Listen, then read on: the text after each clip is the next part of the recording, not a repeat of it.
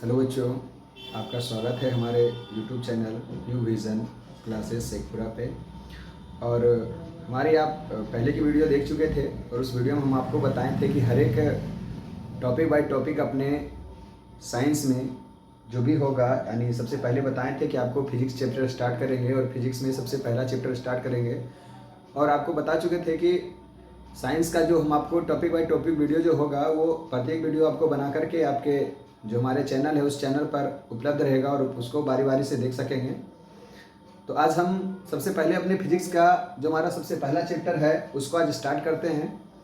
और उसको स्टार्ट करने से पहले आपको इसके बारे में कुछ बता देते हैं कि सबसे पहला जो चैप्टर है उसका नाम है प्रकाश का प्रवर्तन, यानी इसको अंग्रेजी में बोलते हैं reflection of light. Reflection of light में प्रकाश का प्रवर्तन ये है क्या, इसके बारे में हम डिटेल से पढ़ेंगे।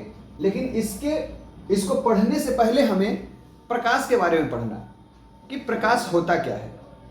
प्रकाश होता क्या है, प्रकाश को हम देखते कैसे हैं, प्रकाश हमारे लिए उपयोगी क्या है और प्रकाश को हम किन किन कारणों से समझ पाते हैं कि प्रकाश को कैसे कैसे समझेंगे। तो सबसे पहले बात करते हैं प्रकाश की।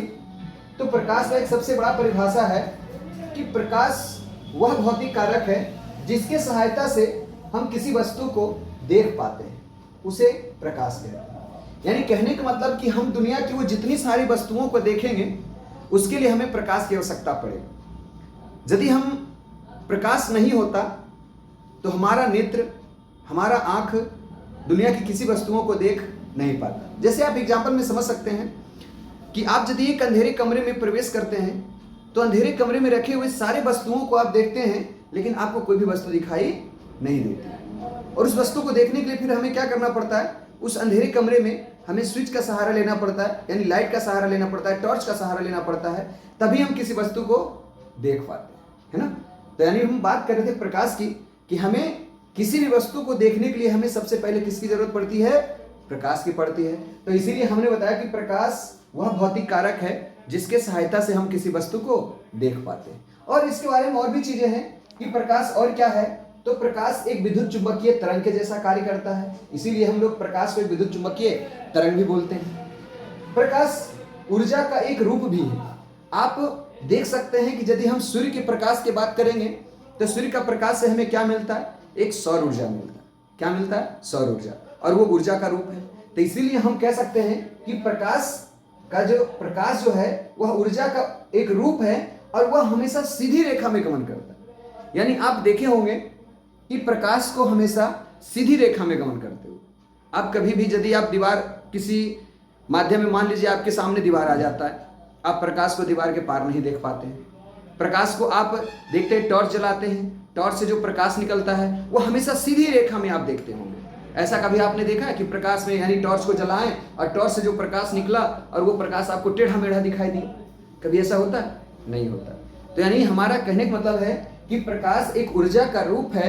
यानी सूर्य से जो हमें प्रकाश मिलता है, आप ये भी देख सकते होंगे कि सूर्य से जो प्रकाश मिलता है वह हमेशा सीधी रेखा में हमारे ऊपर पड़ता है ना। तो इसीलिए हम बता रहे थे कि प्रकाश जो होता है यानी ऊर्जा का एक रूप होता है जो हमेशा सीधी रेखा में गमन करता है। और इसके बाद आगे बात करते हैं कि प्रकाश के गमन के लिए, यानी प्रकाश को चलने के लिए कोई माध्यम की आवश्यकता नहीं पड़ती है। प्रकाश को चलने के लिए कोई माध्यम की आवश्यकता नहीं पड़ती है। यानी प्रकाश निर्वात में भी चल सकता है। किसमें? निर्वात में भी चल सकता है। और आपको पता होगा कि निर्वात में प्रकाश का चाल सर्वाधिक होता है, यानी सबसे अधिक होता है। और वो होता कितना है, तो 3 गुने 10⁸ मीटर पर सेकेंड होता है। यानी कितना, आप लोग ये भी याद रखे होंगे कि निर्वात में प्रकाश का चाल 3 गुना 10⁵ भी, लेकिन वह हमेशा किसमें, किलोमीटर प्रति सेकेंड। यानी आप ये भी याद रख सकते हैं, यदि आप इसको किलोमीटर में देखेंगे तो देखिए 10⁸ है, किलोमीटर में 10⁻3 होता है, 10⁸ से 3 घटा देंगे 10⁻5 किलोमीटर हो जाएगा। यानी हम इसे यदि किलोमीटर में देखेंगे तो 3 × 10⁻5 किलोमीटर पर सेकेंड होता। यानी निर्वात में प्रकाश का चाल सबसे क्या होता है, अधिक होता है। प्रकाश को यानी गमन करने के लिए कोई हमें पथ की जरूरत, यानी कोई माध्यम की जरूरत नहीं होता है ना। किसी माध्यम की जरूरत नहीं होता है कि माध्यम रहेगा तभी प्रकाश चलेगा, ऐसा कोई जरूरी नहीं है। यानी प्रकाश निर्वात में भी चलता है। तो इसीलिए निर्वात में प्रकाश का चाल सबसे क्या होता है, अधिक होता है। आपको पता ही होगा कि यदि किसी माध्यम में यानी कोई चीज आपको रोकने टोकने वाला नहीं रहेगा तो वहां आप सबसे अधिक तेजी से गमन करिएगा। तो इसीलिए प्रकाश को निर्वात में कोई रोकने वाला होता नहीं है, इसीलिए प्रकाश का चाल निर्वात में क्या होता है, सर्वाधिक होता है, यानी 3 × 10⁸ मीटर पर सेकेंड होता है। यदि और भी माध्यम का बात करेंगे कि प्रकाश का चाल और माध्यम में क्या होता है, तो यदि हम बात करेंगे कि प्रकाश का चाल हमें किस में देखना है, प्रकाश का चाल यदि हम कांच में देखेंगे, किसमें, कांच में देखेंगे, और यदि प्रकाश का चाल जल में देखेंगे यानी पानी में देखेंगे, है ना, किसमें, पानी में, तो प्रकाश का चाल जो पानी में होता है वह 2.25 × 10⁸ मीटर पर सेकेंड होता है ना, कितना होता है, 10⁸ मीटर पर सेकेंड होता है। और यदि हम बात करते हैं किसका, यदि हम बात करते हैं कि कांच में प्रकाश का चाल क्या होता है, तो कांच में प्रकाश का चाल होता है, प्रकाश है 2 × 10⁸ मीटर पर सेकेंड होता है। कितना होता है बाबू, 2 × 10⁸ मीटर पर सेकेंड होता है। ये किसमें, कांच में। यदि बात करते हैं पानी का, तो पानी में प्रकाश का चाल कितना होगा, 2.25 × 10⁸ मीटर पर सेकेंड। यदि हम इसको किलोमीटर में बदलेंगे तो क्या होगा, यदि हम इतना को किलोमीटर में बदलेंगे तो फिर क्या हो जाएगा, 10⁵ किलोमीटर पर सेकेंड। इसको भी यदि हम 10⁵ किसमें, किलोमीटर में बदलेंगे तो क्या होगा, 10⁵ किलो, 10⁵ किलोमीटर पर सेकेंड होगा, है ना, यानी किलोमीटर में बदलेंगे तो क्या आ जाएगा, 10⁵ आ जाएगा, और यदि हम लोग उसको मीटर में रखेंगे 10⁵ हो जाएगा। और एक और भी बोलते हैं कि प्रकाश जो होता है ना, वो प्रकाश एक अनुप्रस्थ तरंग होता है। क्या होता है, प्रकाश एक अनुप्रस्थ तरंग भी होता है, और ये भी हम लोग जानते हैं, है ना। और आगे का हमारा जो टॉपिक है उसमें हम लोग पढ़ेंगे किरण के बारे में पढ़ेंगे। प्रकाश जो होता है वो किस माध्यम से कैसे गमन करता है, तो एक बात करते हैं किरण। किरण क्या होता है, तो प्रकाश जिस माध्यम से यानी जिस पथ से गमन करता है, प्रकाश की किरण के कहते किसको हैं, तो किरण जो होता है हमारा यानी प्रकाश के गमन पथ की लंबाई को किरण कहते हैं। यानी प्रकाश जो गमन कर रहा है, जिस रास्ता से चल रहा है, उस रास्ता की लंबाई को हम लोग क्या कहेंगे, किरण कहेंगे। क्या कहेंगे, किरण कहेंगे। यानी प्रकाश जिस रास्ता से चल रहा है उस रास्ता की लंबाई को क्या कहते हैं, किरण कहते हैं। और हमने किरण का परिभाषा लिख दिया कि प्रकाश के गमन पथ की लंबाई को किरण कहते हैं, है ना। और इसी के बाद आता है हमारा टॉपिक किरण पुंज। और इसका एग्जाम्पल में जैसे समझेंगे कि गमन कर रहा है कैसे। यदि बात करते हैं प्रकाश का, प्रकाश गमन कर रहा है ना, ये एक रास्ता में क्या कर रहा है, गमन कर रहा है। इसका ये जो हमारा किरण क्या हो गया, यानी ये प्रकाश किरण हो गया। यदि बात करेंगे इसी को और एक तरीके से समझेंगे कि ये क्या है, ये हमारा प्रकाश का क्या है, किरण।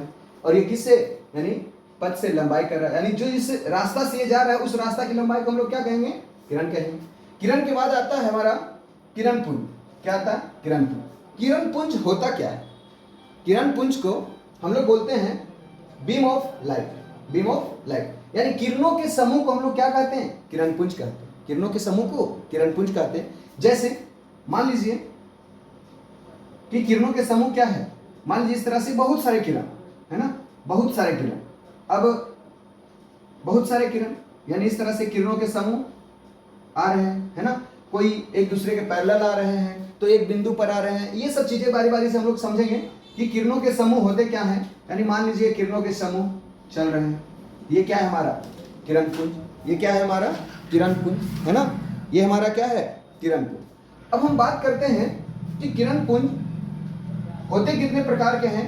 तो किरण पुंज जो होते हैं वह 3 प्रकार के होते हैं। मेनली कितने प्रकार के होते हैं, 3 प्रकार। 3 प्रकार में बात करते हैं। सबसे पहला जो होता है इसको बोलते हैं अभिसारी किरण पुंज। क्या बोलते हैं बच्चों, अभिसारी किरण पुंज। और ये अभिसारी किरण पुंज जो होता है यानी कह सकते हैं इसको परिभाषा में कि वैसा किरण पुंज जो एक बिंदु पर आकर के मिलता हो, वैसा किरण पुंज जो एक बिंदु पर आकर के मिलता हो। यानी प्रकाश की जितने सारे किरणें होगा वो एक बिंदु पर आकर के मिलेगा, तो उसको हम लोग बोलेंगे अभिसारी किरण पुंज। कौन सा, अभिसारी किरण पुंज। यदि बात करते हैं एक बिंदु पर आकर के, कितने बिंदु पर, एक बिंदु पर आकर के मिलेगा, है ना। एक बिंदु पर आकर के मिलेगा। बहुत सारे किरण पुंज होंगे और वो हमारा क्या होगा, एक बिंदु पर आकर के मिलेगा। यानी हमारा जो प्रकाश का किरण होगा, यानी जो किरण होगा, किरणों का समूह जो होगा वो हमारा एक बिंदु पर आकर के मिलेगा। तो इसे कहेंगे अभिसारी किरण पुंज। क्या कहेंगे, अभिसारी किरण पुंज, है ना। यानी एक बिंदु पर मिलता है। कितने बिंदु पर, एक बिंदु पर आकर के मिलता है, एक बिंदु पर आकर, है ना, मिलता है, एक बिंदु पर आकर मिलता है, तो उसे क्या कहेंगे, अभिसारी किरण पुंज कहेंगे। इसका हम लोग एकदम डिटेल जो समझेंगे ना, बस एग्जाम्पल से ही समझ जाएंगे कि जैसे ही एक बिंदु पर सारे किरण पुंज आकर के मिल रहे हैं, यानी सारे किरणें आकर के मिल रहे हैं, तो इस बिंदु को क्या कहेंगे, अभिसारी किरण पुंज कहेंगे। यानी ये सारा हमारा स्ट्रक्चर क्या हो गया, अभिसारी किरण पुंज का उदाहरण हो गया, है ना। यानी इसका परिभाषा हम इस तरह से याद रख सकते हैं कि वैसा किरण पुंज जिसमें किरण क्या होते हैं, एक बिंदु पर आकर के मिलते हैं, उसे हम लोग क्या कहेंगे, अभिसारी किरण पुंज कहेंगे। बात आता है अपसारी किरण पुंज। ये होता कैसे है कि अपसारी किरण पुंज कहते किसको हैं, तो यानी जस्ट इसका उल्टा, ये एक बिंदु पर आ रहा है और वह एक बिंदु से फैलती हुई नजर आएगी, है ना। यानी अपसारी किरण पुंज वैसा किरण पुंज जिसमें किरण क्या होगा, एक बिंदु से फैलती हुई नजर आएगी। एक बिंदु से क्या आएगा बाबू, फैलता हुआ नजर आएगा, है ना, एक बिंदु से फैलता हुआ नजर आएगा। हम लोग उसे क्या कहेंगे, जो एक बिंदु से फैलता हुआ नजर आएगा उसे क्या कहेंगे, अपसारी किरण पुंज कहेंगे। क्या कहेंगे, अपसारी किरण पुंज कहेंगे। यानी यह एक बिंदु पर मिलता है, तो इसका हम लोग कह सकते हैं कि एक बिंदु पर, यानी एक बिंदु से फैलती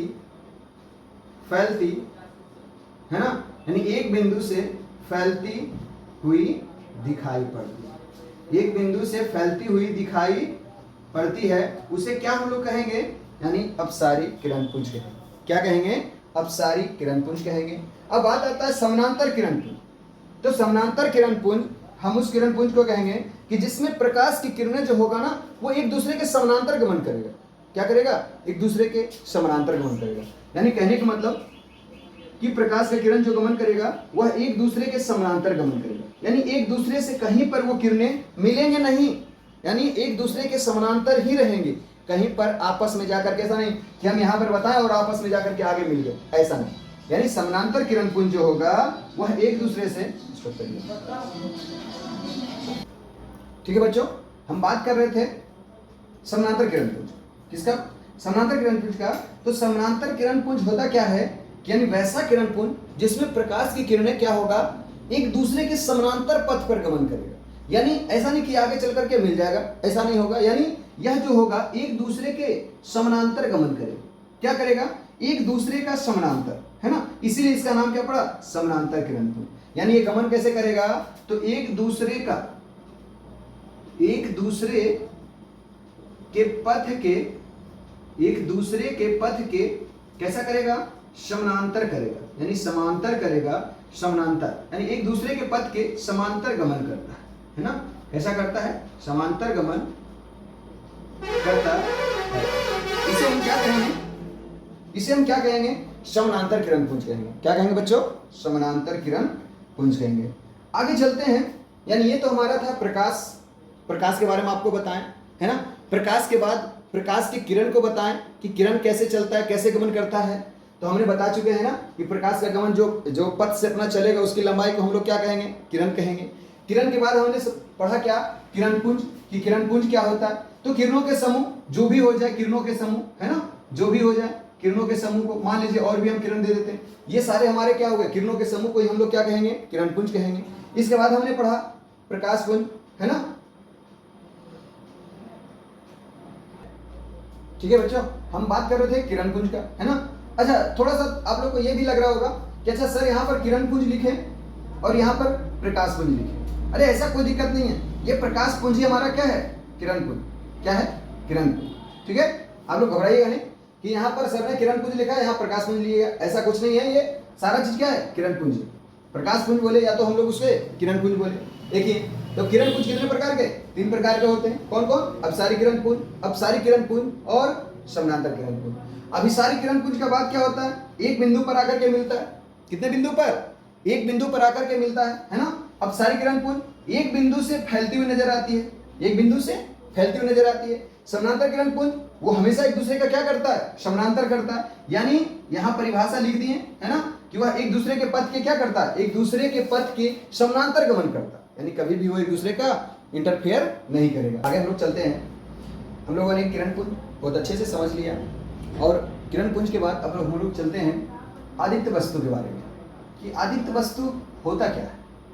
आदित्य वस्तु हम लोग कहते किसको, तो कहने का मतलब आदित्य वस्तु वैसे वस्तु को कहते हैं जो स्वयं प्रकाश उत्सर्जित नहीं करता। आदित्य वस्तु को ही, यानी आप लोग इसमें और इसमें कंफ्यूज नहीं होगा, एक होता है दीप्त वस्तु और एक होता है अदीप्त वस्तु। अदीप्त वस्तु कहने का मतलब वैसा वस्तु जो स्वयं प्रकाश उत्सर्जित नहीं करता है ना, उसे क्या बोलते हैं, अदीप्त वस्तु बोलते हैं। जैसे टेबल, कुर्सी है ना, ईंट, पत्थर, ये सब क्या है, अदीप्त वस्तु। क्या ये आपको लग रहा है ऐसा कि ये प्रकाश उत्सर्जित करता है? अब एक एग्जांपल में आप लोग देख रहे होंगे कि सर आपने चंद्रमा भी दिया है ना, तो चंद्रमा भी किसका उदाहरण है, आदित्य वस्तु का उदाहरण है। किसका उदाहरण, आदित्य वस्तु का। क्यों? क्योंकि चंद्रमा के पास खुद का प्रकाश नहीं है। चंद्रमा जो भी चमक रहा है तो वो किससे, सूर्य के प्रकाश से चमक रहा है ना। यानी वो जब प्रकाश का प्रवर्तन, यानी जब सूर्य का प्रकाश जैसे जैसे चंद्रमा पर पड़ता है वैसे वैसे चंद्रमा हमारा क्या होता है, अपने प्रकाश को पृथ्वी पर दिखाता है ना। यानी जैसे जैसे हम लोग चंद्रमा को देखते हैं वैसे वैसे हमें चंद्रमा दिखाई देता है। यानी वो किसके सहायता से, तो वो हमारा सूर्य के प्रकाश की सहायता से चमकता है। कौन, चंद्रमा। देखिए हम लोग चंद्रमा को आदित्य वस्तु की कैटेगरी में रखे हैं, और यही कभी कभी एग्जाम में पूछ देता है ऑब्जेक्टिव में क्वेश्चन कि आदित्य वस्तु का उदाहरण निम्नलिखित में से कौन है ना। और एक उसमें दिया हुआ रहेगा क्या, चंद्रमा का ऑप्शन दिया हुआ रहेगा आदित्य वस्तु में, यानी पूछ देगा कि निम्नलिखित में से आदित्य वस्तु का उदाहरण कौन सा है, ठीक है ना। और हम लोग क्या जानते हैं कि पत्थर होता है, टेबल होता है, कुर्सी होता है, यानी उसको हम लोग क्या कहते हैं, जो प्रकाश उत्सर्जित नहीं करता। हम लोग सिंपल भाषा में ये समझते हैं कि जो प्रकाश उत्सर्जित नहीं करता है उसको बोलते हैं क्या, आदित्य वस्तु। वहां रहेगा चंद्रमा ऑप्शन में दिया हुआ है ना, तो हम लोग क्या करेंगे, चंद्रमा को टिक मारेंगे। क्यों? क्योंकि चंद्रमा एक आदित्य वस्तु का उदाहरण है ना। आगे हमारा है दीप्त वस्तु। क्या है, दीप्त वस्तु। दीप्त वस्तु किसको कहते हैं, तो वैसा वस्तु जो स्वयं प्रकाश उत्सर्जित करता है, यानी जिसका पास खुद का प्रकाश हो, जो किसी दूसरे की सहायता से नहीं, यानी दूसरे के प्रकाश की सहायता से नहीं चमकता हो, जिसके पास खुद का प्रकाश हो, उसे क्या बोलते हैं, दीप्त वस्तु बोलते हैं। क्या बोलते हैं, दीप्त वस्तु। और ये दीप्त वस्तु का उदाहरण होता है जैसे सूर्य, आप लोगों को तो पता ही होगा कि सूर्य क्या अपने प्रकाश से चमकता है ना। तारा, क्या तारा के पास भी खुद का प्रकाश है और वो बहुत दूर है। कितने दूर है, बहुत दूर है, इसीलिए वो हमें क्या होते हैं, छोटे छोटे दिखाई देते हैं, और इसके पास खुद का प्रकाश है ना। टॉर्च, टॉर्च आप जला चुके होंगे, देख भी चुके होंगे। सिंपल भाषा में टॉर्च क्या होता है, दीपक, खुद का प्रकाश है। क्या लग रहा है, दीपक को आप बुझा देते हैं यानी बंद कर देते हैं फिर वो जलते रहता है, नहीं। यानी जब आप उसको जलाते हैं वो खुद का प्रकाश देता है ना, किसी दूसरे के प्रकाश से चमकता है, नहीं। तो इसलिए हम कह रहे हैं कि दीप्त वस्तु का उदाहरण सूर्य, तारा, टॉर्च, दीपक इत्यादि बहुत सारे हैं, यानी जिनसे हमें स्वयं प्रकाश उत्सर्जित दिखाई दे उसे क्या बोलेंगे, दीप्त वस्तु बोलेंगे। कोई दिक्कत यहाँ तक नहीं। आगे हम लोग बढ़ते हैं पदार्थ के बारे में, यानी एक पारदर्शी पदार्थ होता है। पारदर्शी पदार्थ किसको कहते हैं, तो वैसा पदार्थ जिससे प्रकाश आसानी से आर पार हो जाता है। यानी हम ये भी भाषा कह सकते हैं कि पारदर्शी पदार्थ वैसा पदार्थ जिससे प्रकाश आसानी से आर पार हो जाता है उसे पारदर्शी पदार्थ कहते हैं। यानी कहने का मतलब कि जिससे हम आसानी से आर पार देख सकते हैं, है ना, जिससे हम आसानी से आर पार देख सकते हैं उसको क्या कहते हैं, पारदर्शी पदार्थ कहते हैं। क्या कहते हैं बाबू, पारदर्शी पदार्थ कहते हैं। जैसे हवा, हम आसानी से आर पार देख सकते हैं, है ना, हवा में हम क्या देख सकते हैं, आसानी से आर पार देख सकते हैं। पानी में भी हम आसानी से आर पार देख सकते हैं, कांच से भी हम आसानी से आर पार देख सकते हैं, है ना। तो ये सभी उदाहरण किसका है, पारदर्शी पदार्थ का उदाहरण है। क्या है, पारदर्शी पदार्थ। यानी कहने का मतलब जिससे प्रकाश आसानी से आर पार हो जाता हो, या फिर हम क्या करते हैं, जिससे आसानी से आर पार हमें दिखाई दे देता हो, उसे क्या कहेंगे, पारदर्शी पदार्थ कहेंगे। अब आता है अपारदर्शी पदार्थ। अपारदर्शी पदार्थ, इसका मतलब क्या होता है, अपारदर्शी पदार्थ का मतलब कि वैसा पदार्थ जिससे प्रकाश आर पार नहीं होता है, यानी जिससे हमें प्रकाश आर पार नहीं होता है, यानी हम जिससे उधर देख नहीं पाते। यानी वस्तु है, वस्तु के दूसरे साइड क्या हो रहा है, नहीं हो रहा है, उससे हम देख नहीं पाते, यानी जिससे आर पार हमें दिखाई नहीं देता है उसे हम क्या कहेंगे, प्रकाश क्या कहेंगे?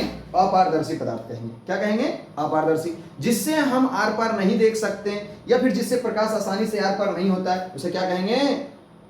अपारदर्शी पदार्थ कहेंगे। जैसे ईंट, पत्थर, लकड़ी, दीवार, है ना, ऐसे ऐसे बहुत सारे एग्जाम्पल हैं। दीवार हो गया, लकड़ी हो गया, पत्थर हो गया, ये सारे क्या है? अपारदर्शी का उदाहरण है। क्या हमें लग रहा है कि एक कमरे के दूसरे कमरे में हम देख सकते हैं कि एक कमरे में क्या हो रहा है, दूसरे कमरे में क्या हो रहा है? नहीं, क्योंकि ये चीजें, हर एक चीज क्या है? अपारदर्शी का उदाहरण है। एक बात करते हैं पारभासी का।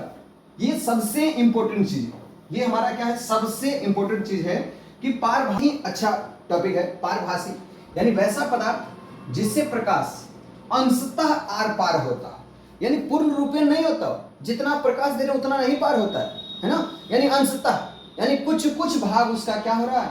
पार होता है। अर्थात जिससे ये भी कह सकते हैं दूसरे भाषा में कि जिससे धुंधला दिखाई पड़ता है। जिससे क्या पड़ता है? धुंधला दिखाई पड़ता है, उसे हम क्या कहते हैं? पारभासी पदार्थ कहते हैं। क्या कहते हैं बच्चों? पारभासी पदार्थ कहते हैं। यानी वैसा पदार्थ जिससे प्रकाश अंशतः आर पार होता है, अर्थात जिससे धुंधला दिखाई देता है यानी पड़ता है, उसे हम क्या कहेंगे? पारभासी पदार्थ कहेंगे। पारभासी पदार्थ का उदाहरण जो होता है, जैसे तेल लगा हुआ कागज। आप कागज को तेल में डुबा दीजिए, आप उससे देखिए, आपको धुंधला दिखाई पड़ेगा, है ना। दूसरी तरफ कैसा दिखाई देगा? धुंधला। कुहासा आप देख सकते हैं, सबसे बढ़िया उदाहरण। धुआं, ये भी सबसे बढ़िया उदाहरण। घिसा हुआ कांच, ये भी सबसे बढ़िया उदाहरण, है ना। आप घर में कांच को घिस दीजिए, उसके बाद आप दूसरी तरफ देखिए, देखिए आपको कैसा दिखाई देगा? धुंधला दिखाई देगा। कैसा देगा बाबू? धुंधला दिखाई देगा, है ना। आज जितने सारे टॉपिक पे हमने बात किया, आप इसे बढ़िया से, है ना, आप टॉपिक बाय टॉपिक इसे बढ़िया से आप लोग देखेंगे वीडियो को। जहां पर नहीं समझ में आए, आप वहां पर वीडियो को पुश करके और देख लेंगे, है ना। और जो भी परिभाषा हमने बोर्ड पर लिख करके आपके सामने दिया, आप इसे कॉपी में नोट्स बनाएंगे और उस नोट्स में सारे परिभाषा को आप एकत्रित करके, यानी अच्छे ढंग से सजा करके आप कॉपी को तैयार करेंगे और उसे बार बार रिवीजन करने का प्रयास करेंगे, जिससे आपको क्या रहेगा? जिससे आपको याद होगा और दिमाग में बैठा हुआ रहेगा कि हाँ, हमने ये टॉपिक पढ़ा और इस टॉपिक में हमने ये चीज सीखा, है ना। आज हमारी वीडियो यहीं तक हम लोग अंत करेंगे, यानी पारभासी पदार्थ तक अंत करेंगे। और कल जो होगा, यानी हमारा नेक्स्ट वीडियो जो आएगा, वो हमारा आएगा अब यहाँ से जो स्टार्टअप होगा, यानी प्रकाश का प्रवर्तन से स्टार्ट होगा, है ना। ये प्रकाश के प्रवर्तन के पहले का ये इतना जो क्या था, एक ट्रेलर के रूप में आपको दिखाया कि जो प्रकाश के प्रवर्तन में आपको जो जो चीजें यूज होगा, उन चीजों के बारे में आपको बताया, है ना। और अगले वीडियो में हमारा प्रकाश का प्रवर्तन स्टार्ट होगा और उस प्रकाश के प्रवर्तन को भी हम जिस तरह से ये अपनी सरल भाषा से आपको बता रहे थे, वैसा ही आपको सरल भाषा में हर एक चीजों को बताएंगे, दिखाएंगे कि कैसे प्रकाश का प्रवर्तन होता है। और जो भी बच्चे हमारे नए यदि हमारे चैनल से जुड़ते हैं तो चैनल को जरूर सब्सक्राइब करें, ताकि और आगे का वीडियो भी आपको पता चले। और यदि वीडियो आपको अच्छा लगे, है ना, तो आप इसको लाइक करें, है ना, शेयर भी करें, जिससे आप किसी दूसरे बच्चे को भी फायदा हो, दूसरे बच्चे को भी देख सके, है ना। और ये वीडियो को आप ज़्यादा से ज़्यादा शेयर करें। और वीडियो को अच्छा लगे, यदि देखने में कंटेंट अच्छा लगे, बात को समझ में आए, है ना, तो आप वीडियो को लाइक भी कर सकते हैं और चैनल को सब्सक्राइब भी कर सकते हैं। और जो बातें आपको समझ नहीं आती है ना, आप उसे कमेंट सेक्शन में लिख करके, कमेंट के माध्यम से आप अपने प्रॉब्लम को हमारे पास पहुंचाइए। हम आपके प्रॉब्लम को सोल्व आउट, यानी उसे सरल भाषा में कहें तो आपके प्रॉब्लम को सोल्व करने का प्रयास करेंगे, आपको प्रॉब्लम को दूर करने का प्रयास करेंगे। बाकी इस वीडियो में इतने तक। Thank you.